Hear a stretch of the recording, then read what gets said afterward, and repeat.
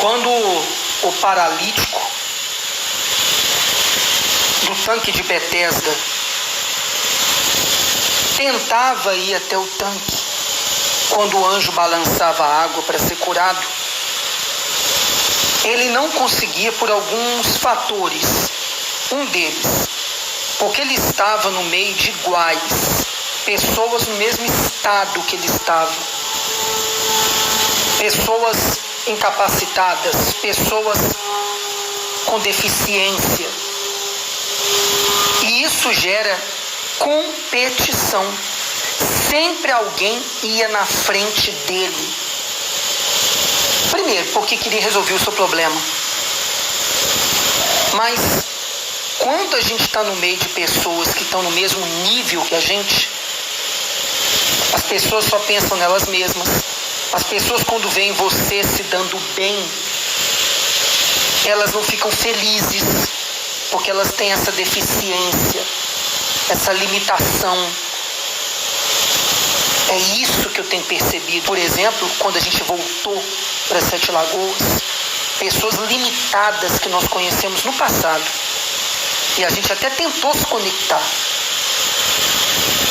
E essas pessoas não querem te ver melhor do que elas, porque é um atestado de incompetência para elas.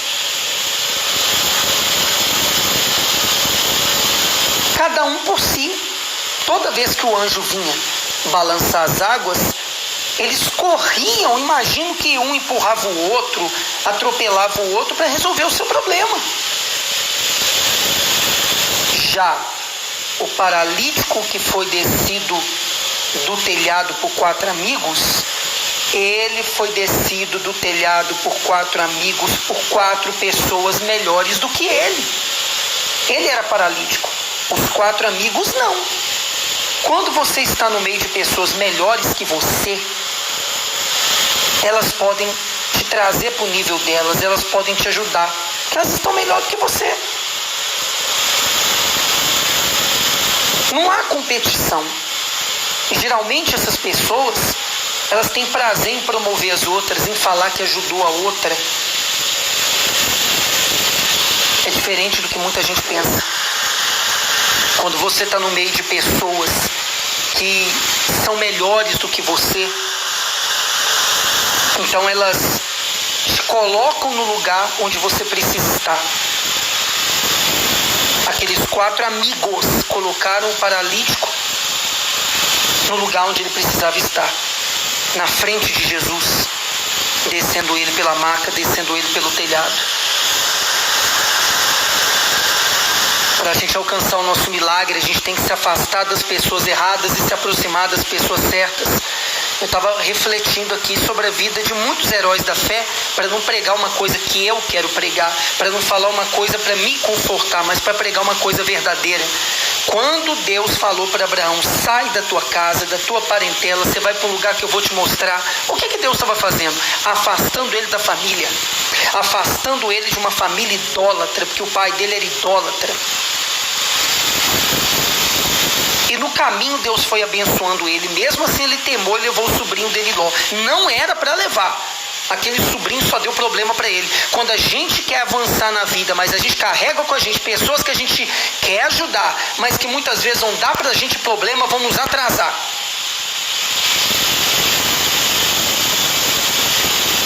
Quando a gente vai a lugares que Deus não mandou a gente ir, a gente atrasa, a gente retarda a bênção de Deus na nossa vida. No caminho, Abraão desceu ao Egito no momento de dificuldade. No momento de dificuldade, a gente tende a descer o nosso nível, a gente tende a sair da nossa posição de filho, de filha de Deus, e ir em lugares que Deus não mandou. Deus não mandou Abraão descer para o Egito.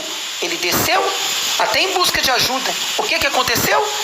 A humanidade sofre até hoje com a competição entre árabes e judeus, porque ele levou com ele um presente que ele recebeu do faraó. A empregada Agar, que ele teve um filho com ela e veio gerar Ismael, e de Ismael nasceram os árabes, os terroristas que aterrorizam o mundo até hoje. Apesar de também serem filhos de Abraão e serem prósperos como judeus. Por que Deus fez com José, permitindo que ele fosse vendido como escravo pelos próprios irmãos, afastando ele de irmãos invejosos. A única coisa ruim que José fazia era fazer com excelência tudo que o pai mandava. Ele se aplicava, ele se dedicava. E o que ele recebia dos irmãos? Inveja. Deus permitiu que ele fosse expulso dali pelos próprios irmãos. E eu tenho certeza que foi o que aconteceu comigo. Por inveja, pastores, entre aspas, mentiram descaradamente quando eu saí de onde eu fiz parte. Em 3 reuniões que eu passei, em 3 atendimentos que eu passei, é inacreditável o que aconteceu comigo. Não tem explicação. Só pode ter sido Deus falando: aqui chega, agora eu quero te levar para outros lugares. Aqui chega, seu ciclo terminou, agora eu quero te treinar. Você vai gemer, você vai sofrer. Eu quero quebrar o teu orgulho, eu quero te moldar para você fazer coisas que aqui não dá mais. E eu tive que sair. Eu fui obrigado a sair. Inveja dos irmãos, até homens de Deus, mas que em determinados momentos, sob pressão, mentem,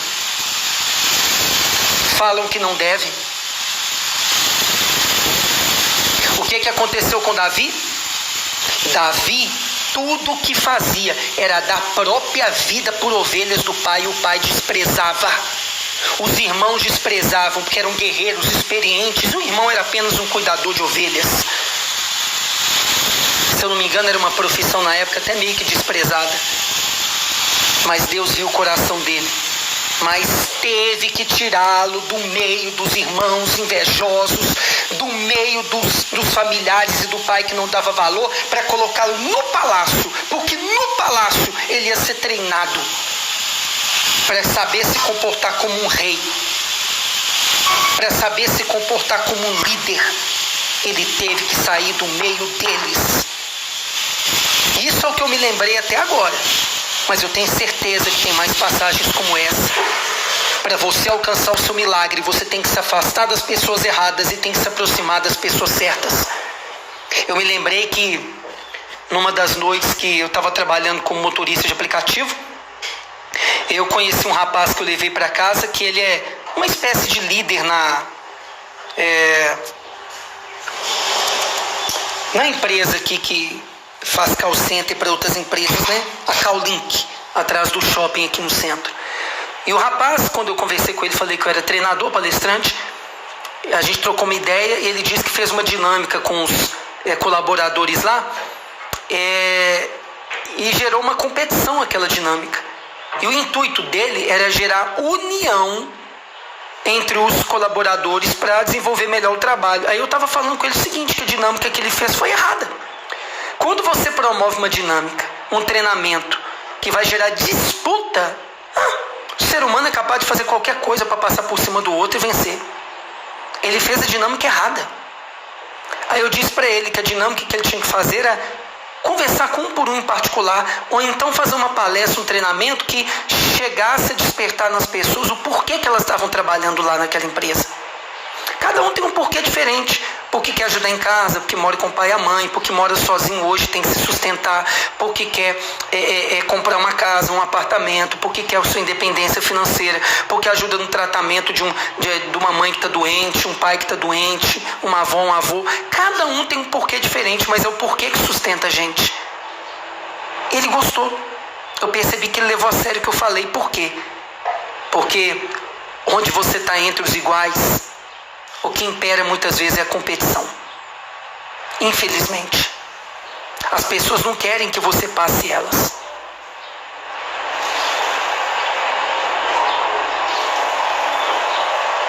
As pessoas não te ouvem. Eu me lembro que num treinamento na empresa que eu estou agora, tem uma senhora lá, é uma empresária, veio de São Paulo e está aqui em Uberlândia agora na empresa. E em determinado momento estávamos eu e ela, a gente estava conversando sobre o treinamento que estava sendo passado ali por videoconferência. Aí eu falei com ela algumas coisas, expliquei para ela algumas coisas que eu tinha entendido do que o treinador lá estava falando, o palestrante lá, naquele momento. Só que ela ficou meio assim, com dificuldade de absorver o que eu falei. Aí depois ela pediu licença lá na videoconferência e perguntou ao rapaz praticamente a mesma coisa. E o rapaz que estava treinando lá, que estava palestrando, falou a mesma coisa que eu falei. Aí depois eu fui e falei com ela: Glória, tá vendo? Entenda uma coisa. Às vezes não é o que se fala que tem importância, mas quem fala. Eu falei com a senhora a mesma coisa que o Guilherme lá, o treinador, falou. Sabe por que a senhora não deu ouvido? Não estou querendo dizer que a senhora me desprezou, mas a senhora não deu ouvido porque eu estou aqui sendo treinado junto com a senhora. Eu estou no mesmo nível que a senhora. É normal, isso é normal. Mas a senhora ouviu ele falando a mesma coisa que eu, mas é porque é ele. Ele está em outro nível na empresa. Ele está lá na frente da empresa. Quantas vezes eu queria dividir inspirações, ideias com os meus iguais. E era desprezado, sabe por quê? Porque eu era igual a eles. Estava no mesmo nível. Então muitas vezes também o que se fala não é o mais importante, mas é quem está falando. Essa é a verdade.